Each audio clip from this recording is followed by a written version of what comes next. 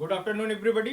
जैसा कि हम फार्म वर्क डिस्कस कर रहे थे उसमें हमने आपकी उसकी प्रॉपर्टीज को डिस्कस किया था, उसके रिक्वायरमेंट को डिस्कस किया था। अब हम स्पेसिफिकली जो हमने डिफरेंट फार्म वर्क्स बताए थे उसके बारे में डिस्कस करेंगे। एक स्पेसिफिक टाइप के फार्म वर्क की क्या रिक्वायरमेंट होनी चाहिए, अगर हमने टिम्बर का यूज किया है तो उसमें क्या टिम्बर की प्रॉपर्टीज होनी चाहिए, आज हम देखेंगे। Timber form work, timber form work में आज के टाइम पे कंपेरेटिवली गांव में ज़्यादा यूज होता है, रूरल एरियाज में। अर्बन एरियाज में थोड़ा इनका कल्चर कम हो रहा है।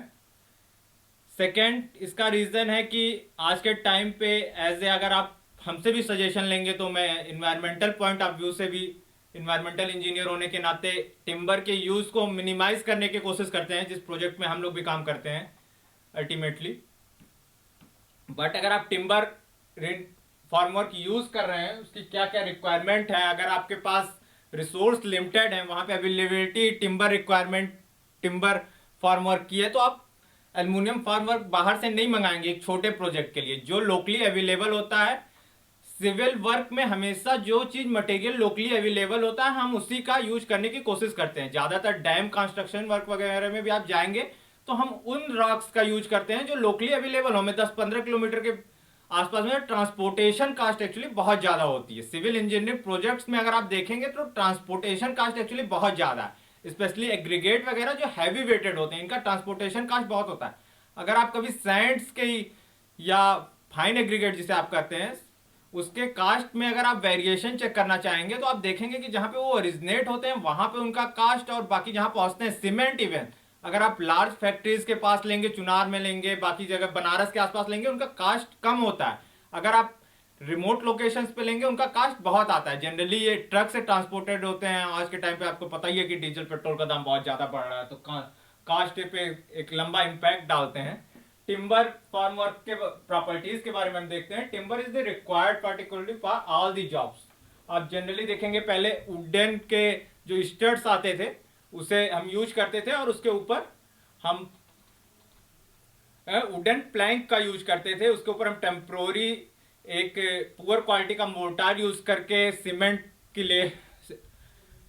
का पेस्ट फ्लो करा देते थे, जिससे कि एक स्मूथ सरफेस मिल जाए और अल्टीमेटली हम कंक्रीट को कास्ट कर सकें। अब हम स्लाइड के थ्रू देखेंगे कि timber is the required for particular only all the jobs of the farmer. The timber being used for the farmer must satisfy the following requirement.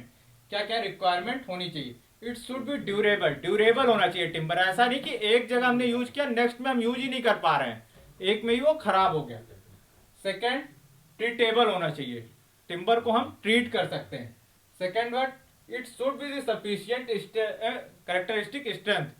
Timber हम जो ले रहे हैं उसकी स्ट्रेंथ इतनी होनी चाहिए कि वो सेल्फ वेट को वियर कर सके, कंक्रीट के लोड को वियर कर सके, और जो वहां पे वर्कमैनशिप वर्क कर रही है उसके लोड को वियर कर सके। मशीनरी जो हल्की फुल्की यूज होती है, वाइब्रेटर यूज होता है कंपैक्शन के लिए। अगर स्लैब कर रहे हैं तो स्लैब पे table vibrators, surface vibrators use होते हैं। सम टाइम अगर हम कॉलम यूज कर रहे थे वहां पे फार्म वर्क वाइब्रेटर होता है। अगर हमारा फार्म वर्क इतना ड्यूरेबल नहीं होगा, इसकी स्ट्रेंथ इतनी नहीं होगी कि वो वाइब्रेशन को मैनेज कर सके, तो पता चला कि हमने कंक्रीटिंग के टाइम पे ही फार्म वर्क ब्रेक हो गया और पूरा कंक्रीट वेस्ट हो गया।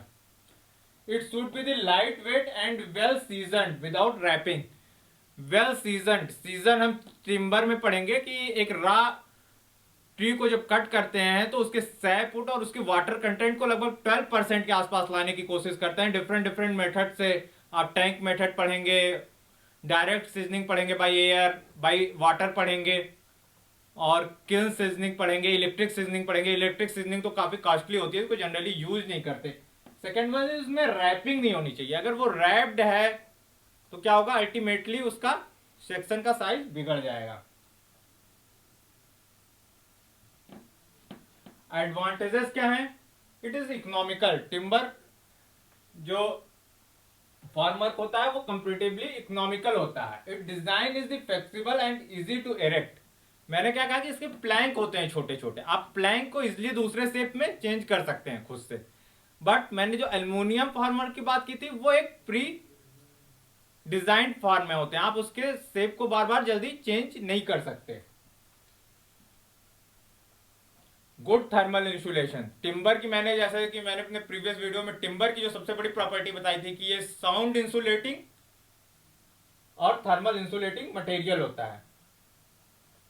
और ये colder region, actually colder heat हमें थोड़ी नीड होती है 27 डिग्री के आसपास कंक्रीट को प्रॉपरली सेट होने के लिए। अगर हम कोल्डर रीजन में मेटलिक फॉर्मवर्क यूज करते हैं तो वो टेम्परेचर को और घटा देता है। अगर हम टिम्बर फॉर्मवर्क वहां यूज करते हैं तो एक तरीके से थर्मल इंसुलेशन का काम करता है, जो एक बेनिफिशियल या feasible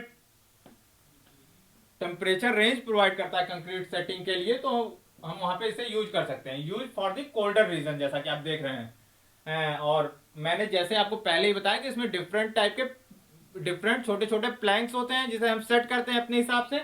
it can be easily be made into any shape और द साइज। Thank you. तो आज हमने टिम्बर के फॉर्मर की प्रॉपर्टीज को डिस्कस कर लिया। नेक्स्ट वन में हम बाकी दूसरे मटेरियल के फॉर्मर की प्रॉपर्टीज को डिस्कस करेंगे। Thank you.